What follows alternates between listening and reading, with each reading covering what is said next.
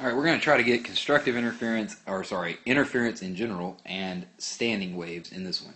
So, first of all, interference. Interference is when two waves that are in the same medium overlap each other. Okay? When this happens, the superposition principle takes over. All right, so we're talking about interference here. Interference.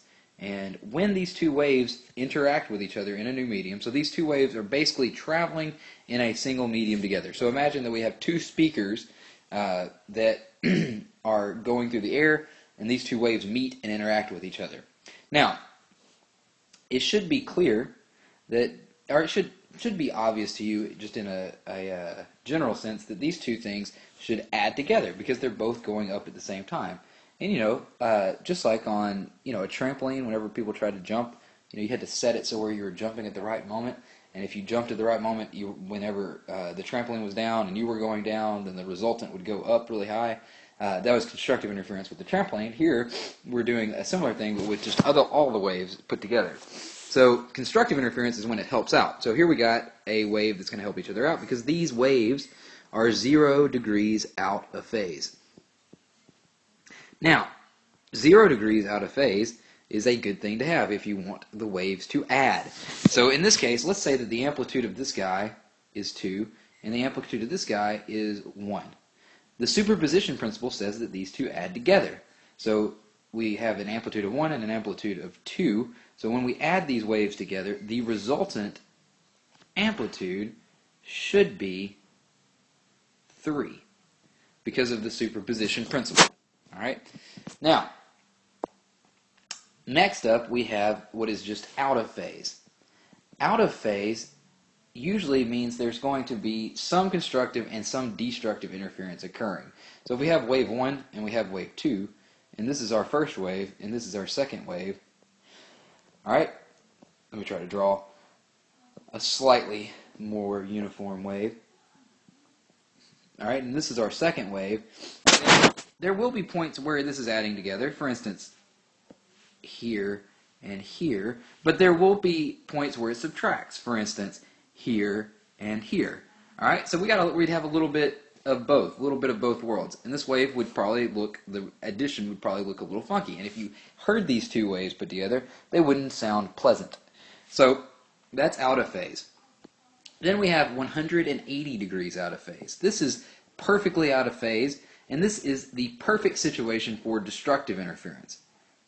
And what happens here is that you can have two waves that are completely out of phase with each other, meaning that when one is up, the other is down. And when one is down, the other is up. So let's take these two waves for an example and try to figure out what the resultant should look like. Well, if we look at these and we say that this is 2 and this is 2, the amplitudes are both 2, well then we would add positive 2 here to negative 2 here, and we would get 0. And we would have that throughout the wave. So you would get a null line for the wave. So that's what happens with interference. We would start with constructive interference when they're 0 degrees out of phase. The superposition principle allows us to add their amplitudes, and we would end up here adding their amplitudes together and getting a larger amplitude wave. Here we have out of phase, where they're just two different waves moving along, and sometimes they're going to add together and sometimes they're going to subtract. So you're going to have a little bit of constructive, a little bit of destructive in different areas. It may or may not end up sounding good. And then this one is 180 degrees out of phase, and these waves are going to be canceling each other out. They may or may not perfectly cancel each other out. For instance, if this was not 2, but it was instead 3, well then you would obviously have a wave that looked like this, where you had 2 minus 3, so you'd be down 1, and then 3 minus 2, 3 minus 2, and you would be up 1. But these amplitudes would be smaller than either of the two previous ones. Okay? So that's 180 degrees out of phase, constructive interference, destructive interference. All right, now on to standing waves. Standing waves are fairly easy. Standing waves are waves that are fixed between 2 points. Standing waves.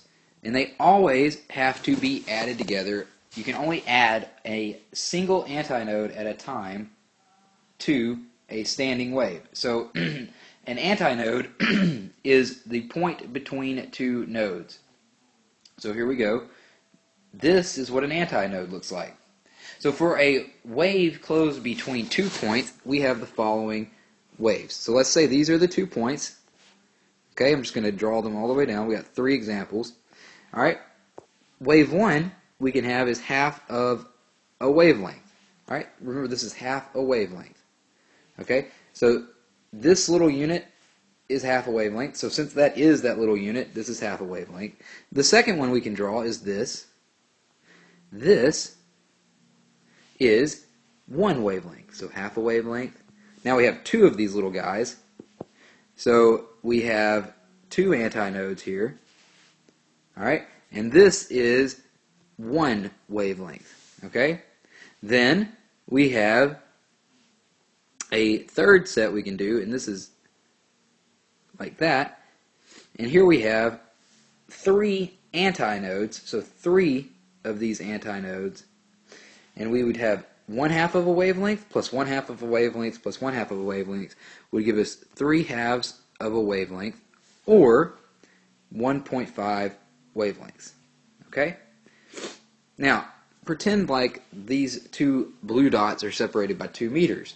Well, if that's the case, then the wavelength for the first one would be equal to, if this distance is 2 meters, then the wavelength for the first one would be 4 meters, because 2 meters would be half a wavelength. The wavelength for the second one would be 2 meters. And the wavelength for the third one would be equal to 1.33 meters, because 2 meters has 1.5 waves, so 2 divided by 1.5 would give us 1.33333. Alright, so these are standing waves between 2 fixed points with nodes at the end. But there's also standing waves where you can have 2 fixed points with antinodes. So remember the boom whackers, we had these tubes that I smacked on my head, and what those did was they had antinodes at the end. So the max movement were at these ends. We had the max movement here. Alright? So what happens in these waves is they look like this. Okay? Where you have the antinodes at the end and a node in the middle. And then again we would have, remember you can only add it by half a wavelength, so